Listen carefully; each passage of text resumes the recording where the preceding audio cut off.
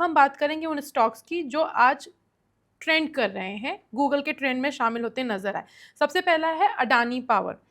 जब से सेबी ने इनको क्लीन चिट दी है और इन्होंने स्टॉक स्प्लिट की अपनी घोषणा करी थी, उस टाइम से अडानी पावर जो है बम्पर चल रहा था।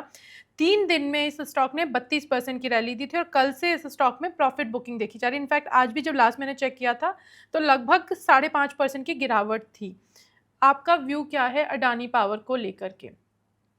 देखिए, अदानी पावर नॉन स्टॉप भाग रहा था, और अदानी ग्रुप को ओवरऑल क्लीन सेबी से क्लीन चिट मिलने के बाद मुझे लगता है कि यहाँ पे आपको डेफिनेटली पोजीशन बनाना चाहिए। लेकिन अभी आपको ऐसा व्यू रखना चाहिए कि 2-3 दिन से चल रहा है तो कितना चलेगा, 2-3 दिन में करे हेल्दी करेक्शन तो आना ही था। तो this is just a normal correction. मुझे लगता है कि आपको 144 140 के आसपास एक बार आ सकता है। वहां पे आता है तो एक बार आप एक्यूमुलेशन करके जाइए, लेकिन अभी एक बार फ्रेश बाई ना करने का सलाह रहेगा। अभी भी आप एक्यूमुलेशन स्टार्ट कर सकते हो, कुछ भी प्रॉब्लम नहीं है, लेकिन नीचे आ रहा है, so we need to respect the price actions. एक बार और थोड़ा नीचे आना पॉसिबिलिटीज मैं देख रहा हूँ, तो एक बार नीचे आता है तो उस केस में एक बार ऐड करके जाइए। और क्या टारगेट्स एक्सपेक्ट कर सकते हैं आप? देखिए, मुझे लगता है कि अदानी पावर, आप देखेंगे रिसेंटली बहुत प्रॉफिट पोस्ट किया है और अदानी पावर का फंडामेंटल भी बढ़िया है। सो इसको आप ट्रेडिंग व्यू मत देखिए, एज ए इन्वेस्टमेंट के व्यू से देखिए। 12,140 करोड़ के आसपास का पैट पोस्ट किया है, profit after tax. Profit growth भी बढ़िया है इसमें, 2,90,000 करोड़ के आसपास का तो मार्केट कैप है। सो मुझे लगता है कि 240 250 तक जाना चाहिए, यहाँ से भी 100 पॉइंट ऊपर मैं देखता हूँ। व्यू है 12 से 15 मंथ का। ओके, 12 से 15 महीने का व्यू है। और अभी जो स्टॉक है उसमें गिरावट आ रही है, तो अभी तुरंत तो खरीदारी की सलाह नहीं है, लेकिन 144 वो काउंटर होगा जहां पर आप इसमें खरीदारी एक्यूमुलेट कर सकते हैं। और अभी फिलहाल 1-2 दिन बच कर रहिए, थोड़ा सा स्टॉक से दूरी बनाइए ट्रेडिंग के पॉइंट ऑफ व्यू से। ये बात हमने शुरुआत में ही बोली थी और बहुत सारे दर्शक हैं जो हमारे पास सवाल भेजे हैं और लोगों की चिंता है कि हम 2:30 शो क्लोज कर देंगे, लेकिन मैं आप लोगों से प्रॉमिस कर रही हूँ आप लोगों के सवाल में डेफिनेटली लेने वाली हूँ। चिंता मत करें, हम ट्रेंडिंग स्टॉक्स डिस्कस करने के बाद में आप लोगों के सवाल जवाब भी लेंगे। अच्छा प्रदीप, इसके जो हमारा दूसरा स्टॉक है वो है स्विगी का। स्विगी ने ऐलान किया है कि वो रैपिडो में अपनी हिस्सेदारी जो है वो बेच देंगे। 2400 करोड़ की ऑलमोस्ट डील हुई, 2399 to be precise. Process group और वेस्ट ब्रिज की ग्रुप के साथ में ये डील हुई है। इसके साथ ही साथ उन्होंने कहा है कि इंस्टामार्ट का जो क्विक कॉमर्स का उनका बिजनेस है वो एक अलग यूनिट के रूप में काम करेगा उनकी सब्सिडरी से नहीं। तो अब इसकी वजह से ऐसा मतलब उन्होंने काफ़ी ऐलान किया कि जिससे उनका बिजनेस स्मूथ चल सके, वो फोकस कर सकें, लेकिन स्टॉक मार्केट में इस खबर को बहुत पॉजिटिव रिस्पांस नहीं मिला। दो ये शेयर हमारा फोकस में है। आपका व्यू क्या है इसको लेकर के? स्विगी को लेके, राइट? यस। देखिए, स्विगी को लेके मेरा व्यू ओवरऑल पॉजिटिव है, और मुझे लगता है कि एक बार जिनके पास भी पोजीशन है होल्ड करना चाहिए। रिसेंटली हमने देखा कि ऑलमोस्ट 400 के आसपास का एक सपोर्ट भी लिया है, और 400 के सपोर्ट लेने के बाद स्टॉक धीरे धीरे 500 की तरफ बढ़ रहा है। रिसेंटली 575 473 के आसपास का एक टॉप बना के नीचे आ गया था, 441 के आसपास का भी प्राइस है। मुझे लगता है कि शॉर्ट टर्म में एक स्टॉप लॉस होना चाहिए ऑलमोस्ट 405 के आसपास, तो 405 will be your stop loss. 405 के आसपास एक स्टॉप लॉस मेंटेन कीजिए। अगर आपको फ्रेश बाय करना है इस काउंटर, कोई प्रॉब्लम नहीं, एज ए दिवाली पिक भी हो जाएगा। एक साल नेक्स्ट वो 1 साल का भी अगर आपका व्यू है, तो आप एक बार इस काउंटर को 415 से लेके 420 के आसपास एक्यूमुलेशन कीजिए। मुझे लगता है कि बहुत जल्दी ये स्टॉक 500 के ऊपर आपको आता हुआ दिखेंगे, और 540 का भी टारगेट है। क्योंकि एक टाइम पे था, उस टाइम पे स्विगी जोमेटो को नहीं चल रहे थे, लेकिन अभी बहुत बढ़िया लग रहा है क्योंकि प्रॉफिटेबल हो चुका है। सो ये न्यूज़ का इफेक्ट ज़्यादा नहीं होगा। ओके, न्यूज़ का इफेक्ट ज़्यादा नहीं होगा, लॉन्ग टर्म में ये कंपनी अच्छा मुनाफा दे सकती है। 405 से का स्टॉप लॉस लगाना है और 420 का वो लेवल होगा जहां पर आप फ्रेश एंट्री ले सकते हैं। 500 तक स्टॉक जा सकता है, ये कहना है प्रदीप का। अच्छा, यहाँ पर मैं एक चीज़ क्लियरली बोल दूं कि हम जो ये डिस्कशन कर रहे हैं हम सिर्फ और सिर्फ जानकारी देने के पर्पज से करें। अगर आप इन्वेस्टमेंट प्लान करते हैं हमारी कमेंट्री के बेस पे तो ऐसा ना करें, बल्कि अपने फाइनेंशियल एडवाइजर से एक बार सलाह लें, उसके बाद में ही कोई व्यू प्लान करें, अपना कोई भी मूव लें। अनंत राज, ये स्टॉक भी इस हफ्ते काफ़ी फोकस में रहा, डेटा सेंटर की वजह से ये स्टॉक फोकस में रहता है। मोतीलाल ओसवाल ने, मुझे याद है अगर मैं गलत नहीं हूँ तो जुलाई के लास्ट वीक में इसको बाय रेटिंग देते हुए इसके जो टारगेट था उसको 807 बताया था, और उस टाइम पे ये कुछ 500 के लेवल में चल रहा था। आज भी ये शेयर 2% चला है।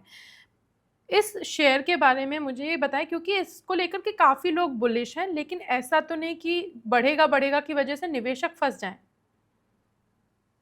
देखिए ऑलरेडी बहुत चल चुका है स्टॉक, लेकिन ऐसा नहीं कि स्टॉक नहीं चलेंगे।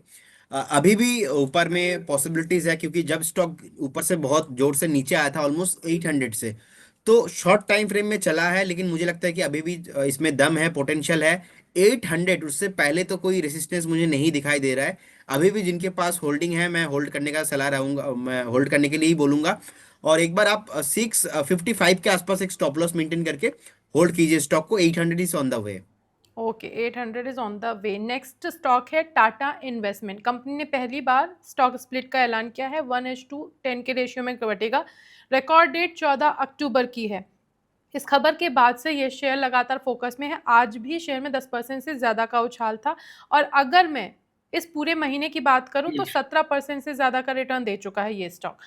आपको क्या लग रहा है, क्या अभी इसमें जब तक ये रिकॉर्ड डेट है तब तक खरीदारी रहेगी, और कहाँ तक पहुंचेगा ये शेयर? देखिए कल भी भागा है, आज भी भागा है, और लास्ट बहुत टाइम से ऊपर आ चुका है। मतलब रिसेंटली तो 25% 30% चल गया है स्टॉक। तो मेरे हिसाब से अभी हो गया है, और रिकॉर्ड डेट भी नियर है। एक बार प्रॉफिट बुक करने का सलाह रहेगा। ओवरऑल लॉन्ग टर्म व्यू है जिनके पास, तो आप बने रह सकते हो। लेकिन मैं बोलूंगा एक बार रिकॉर्ड डेट डेट के बाद अगर रखेंगे तो वो देख के एक बार लेना अच्छा स्मार्ट वे रहेगा। लेकिन अभी बहुत चल चुका है, आज भी 10% ऊपर है। कल भी हमने डिस्कशन किया था अदर्स प्लेसेस में।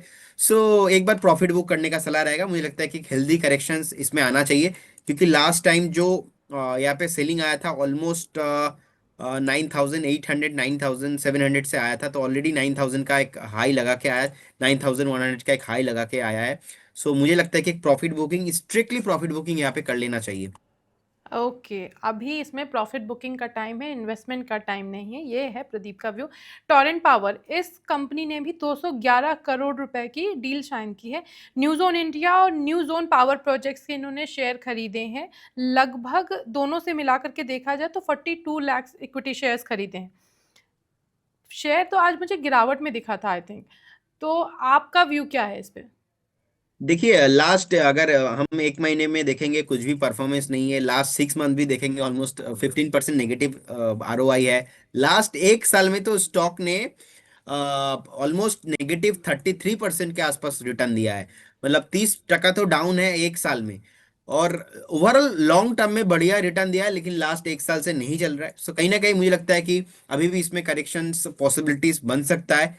एक टाइम करेक्शन भी इसमें अभी बाकी है, प्राइस करेक्शन भी बाकी है, और करेंट जोन से 8 to 10% मुझे लगता है कि नीचे आता है। सो अगर 8 to 10% नीचे आता है, उस टाइम पे एक बार हम रिव्यू करेंगे, उस टाइम पे एक बार देखेंगे कि ये बाय करना उस टाइम पे सही होगा कि नहीं। लेकिन ओवरऑल इसीलिए नीचे आ रहा है क्योंकि लास्ट 5 साल से बढ़िया रिटर्न दिया है। लास्ट 5 साल का ओवरऑल डेटा देखेंगे तो नियर अबाउट लास्ट 5 साल में 300% रिटर्न दिया है। एक साल से नहीं चल रहा है, तो लास्ट 5 साल में जो स्टॉक 300% रिटर्न दिया है, लास्ट एक साल में 30% डाउन है। तो मैं और एक बार एक्सपेक्ट कर रहा हूँ यहाँ से, और मैक्सिमम 8 to 10% नीचे जा सकता है। तो अगर आता है उस केस में एक बार रिव्यू करेंगे। अगर बेस फॉर्मेशन होता है उस टाइम में मुझे लगता है कि एक बार बाय करना चाहिए। फिलहाल अभी तो एक बार फ्रेश बाइंग यहाँ पे अवॉइड कर लेना चाहिए। टॉरेंट पावर में फिलहाल के लिए पावर नहीं दिख रही है, आपको अवॉइड करने की सलाह है। अगर 8 से 10% की और गिरावट होती है तब दोबारा इसके बारे में रिकंसिडर किया जाएगा। तो वो जब होगा तब हम इसके बारे में तब फिर से बात करेंगे। कैनरा बैंक, आज पीएसयू स्टॉक्स में कैनरा बैंक और एक और बैंक था, आई फॉरगॉट द नेम, कि वहां पर तेजी दिखी थी। इनफैक्ट कैनरा बैंक ने तो अपना 52 वीक हाई बनाया था 124 का। तो इस शेयर पर क्या है, क्योंकि पीएसयू बैंक है। देखिए पीएसयू बैंक मुझे बहुत ही अच्छा लगता है। और देखेंगे Canara bank, bank of Baroda, अपना इंडियन बैंक, सारे बैंक पे एक पॉजिटिव मोमेंटम बिल्ड होते हुए दिखाई दे रहा है। और कहीं ना कहीं कैनरा बैंक का आप रेसिस्टेंस देखेंगे 126 125 के आसपास था। तो उसके बाद धीरे धीरे स्टॉक फिर से नीचे आ गया था, नहीं चल रहे थे। तो अभी एक मोमेंटम बिल्ड हुआ है। मुझे लगता है इस बार इस मोमेंटम में स्टॉक को एक बार 145 150 नियर टर्म में थोड़ा बहुत, और 3 से 4 क्वार्टर का व्यू है, तो मुझे लगता है कि ये 170 180 भी आने का पोटेंशियल है। फंडामेंटली अच्छा लगता है, तो होल्ड करने का सलाह रहेगा इस काउंटर को।